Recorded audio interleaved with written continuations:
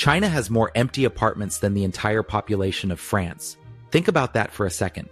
Entire cities that look alive from a distance, but up close? Silence. Locked doors. Dust settling where families should be. Streets lined with towers that no one calls home. They're monuments, not neighborhoods. Blueprints that became buildings, but never lives. And the strangest part? These places weren't mistakes. They weren't accidents of planning gone wrong. If they weren't built to be homes, then what were they built for? Banks lent billions against skyscrapers that had never seen a single tenant. Concrete wasn't just concrete anymore. It was money. It was leverage. It was a gamble dressed up as prosperity. The buildings themselves became tokens in a financial casino. They didn't need people. They just needed to exist, to be tall enough and shiny enough to impress investors. Entire districts became vaults of hollow value, stacked not with lives, but with loans. But here's the real question. How long can a financial system stand when its foundations are hollow?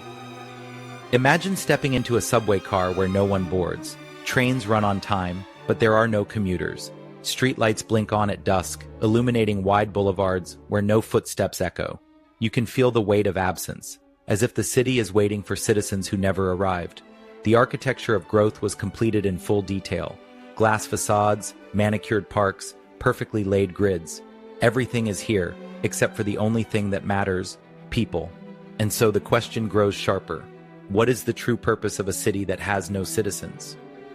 From above, skylines gleam like trophies of unstoppable progress. Drone shots and postcards tell the story of triumph. A nation rising, modernizing at breathtaking speed. But the closer you walk, the more it feels like you've stepped into an abandoned movie set. Towering facades, impressive avenues, but no actors, no script, no life. It's majesty without meaning, a shadow play of prosperity. And so the mystery deepens. Why would a nation pour trillions into creating shadows instead of substance? Local governments didn't just rely on taxes. They sold land to survive. The more they sold, the more they earned. And so, construction never slowed. New towers rose not because people needed homes, but because officials needed revenue. It was a cycle that fed on itself. Land became profit, profit became more land, and the skyline grew like a fever dream. But here's the catch.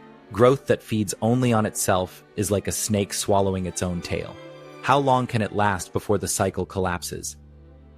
Whole districts became Potemkin villages. Modern illusions stretched across entire provinces. Gleaming glass, spotless roads, immaculate plazas, all arranged like a stage set.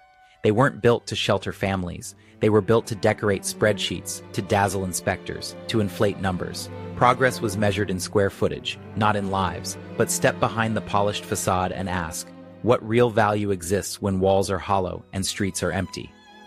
Every new tower wasn't proof of demand. It was a monument to faith. Faith that growth was eternal. Faith that if cranes kept moving, the economy would stay strong. Investors believed, citizens believed, and so long as steel rose into the sky, belief itself held everything together. But belief is fragile. It doesn't break slowly. It shatters. And when it does, what happens to an empire built on the certainty that the future could never stop? The illusion worked. From a distance, skylines shimmered like promises fulfilled. Investors saw prosperity, citizens saw progress, and the world saw a rising giant. But prosperity was just a stage play, acted out in concrete and glass, with cities as costumes and cranes as props. Growth became theater, and every performance has an ending. The question that haunts these empty streets is simple. What happens when the curtain finally falls? Imagine paying a mortgage every month for an apartment that doesn't even exist. Millions of buyers did just that. They handed over their life savings for towers still on blueprints, convinced they were securing their future. But instead of homes, they bought promises. Instead of safety, they inherited debt. These were mortgages for ghosts, financial phantoms haunting households across the nation. And the haunting question is this: how long can people keep paying for nothing? By day, migrant workers scaled scaffolds, laying bricks and pouring concrete for gleaming towers of luxury. By night, they slept in cramped dormitories, bare rooms with flickering bulbs. They were building wealth they would never touch, raising walls they would never inhabit. The skyline stretched higher, but their own futures stayed flat. And in that cruel irony lies a question too heavy to ignore. What does it mean when the builders themselves are shut out of the very future they create? Picture a taxi driver circling wide new avenues, past glittering malls and spotless subway entrances. The streets are flawless, but the passengers? They never come. He waits for hours, sometimes all day, earning less than it costs to keep his car running. The city exists, the concrete, the glass, the lights, but life itself refuses to appear. And it forces the question, how can a city survive when no one is there to use it? In the frenzy of speculation, families bought not one apartment, but two, sometimes three. Each purchase was a promise of rising wealth, yet they never lived in them. They locked the doors, shut the windows, and left them dark. Blocks of investment stood like tombs, monuments to a middle class that mistook emptiness for security. And here's the chilling part. What happens when an entire generation builds its safety net out of silence and shadows? Every pyramid scheme ends the same way, collapse, when new believers stop joining. But this was a pyramid on a national scale. The savings of families, the labor of workers, the faith of buyers, all stacked at the base, holding up the illusion. The higher it grew, the more it demanded. And the people at the bottom carried the weight. But when belief falters, when trust cracks, when the illusion breaks, who will be the first to get crushed beneath it all? Imagine stepping into a shopping mall where soft music still plays through the speakers, but every store is shuttered. The escalators hum, the fountains bubble, but there are no shoppers, no laughter, no chaos of crowds. These were meant to be temples of consumerism, neon altars to aspiration. Instead, they stand as mausoleums for dreams that never showed up. You don't know whether to laugh at the absurdity or grieve the tragedy. And that question lingers. Is this comedy or is it catastrophe? At sunset, skyscrapers glow with golden light, their glass facades burning with borrowed fire. From a distance, it looks majestic, like the promise of a future fulfilled. But walk the streets below, and the silence feels suffocating. No footsteps, no conversations, no rush of human life. It feels less like a city, and more like a stage where the actors never arrived. Which leaves us with the question, what kind of drama is waiting to unfold in this empty theater? From a distance, ghost cities almost look utopian. Wide boulevards stretch endlessly. Towers gleam in perfect symmetry. It's a vision of order, of progress, of triumph. But take a closer step, and the illusion collapses.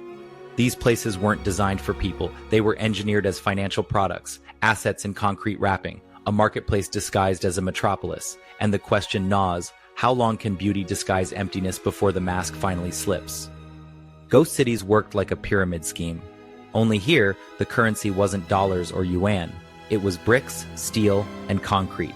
Every new tower wasn't about shelter. It was about keeping the illusion alive, layering stone upon stone to mask the emptiness beneath. Value existed only so long as the cranes kept moving, only so long as more people bought in. But every scheme has an ending, and this one was built not on bedrock, but on borrowed time. Local officials weren't rewarded for livable communities, they were rewarded for numbers, for square footage poured, for towers topped out, for GDP charts that tilted ever upward. And so the cycle spun faster. Build, report, repeat. The product wasn't homes. The product was growth itself. A loop too profitable to stop, even when the substance disappeared. But no cycle spins forever. The real question is, what happens when the gears grind to a halt? From Wall Street to London, investors marveled at the miracle. China's growth numbers looked unstoppable, a machine without weakness. They didn't see the emptiness behind the glass, or maybe they didn't want to. The illusion wasn't just national. It was exported, packaged, and sold to the world as proof that the future had a single epicenter. But illusions are fragile, and when the world wakes up, the skyline may not look like triumph at all, but like the most expensive mirage in history. At the core, all of it rested on one fragile pillar: trust. Trust that tomorrow would bring more buyers. Trust that empty towers still meant prosperity. Trust that the curtain would never drop. But when trust evaporates, even trillion-dollar skylines turn to dust in our imagination. They don't stand as achievements. They stand as warnings. Proof that economies can be built on faith alone. But when belief finally breaks, what remains is silence, glass, and the echo of promises that never came true. And so the towers stand, glittering in silence, proof that even trillion-dollar illusions eventually collapse under their own weight. The question isn't just about China, it's about us. How many of our own growth stories are built on the same fragile faith? I'd love to hear your thoughts. Do you think ghost cities are a uniquely Chinese phenomenon, or just the latest chapter in a global cycle of bubbles and crashes? Share your perspective below. If this story resonated with you, subscribe, like, and join the conversation in the comments. Every thought adds depth to these investigations. And if you want to see how another everyday resource, sand, became a billion-dollar black market shaping skylines and empires, don't miss my last video, the billion-dollar sand scam. It might just change the way you see the ground beneath your feet.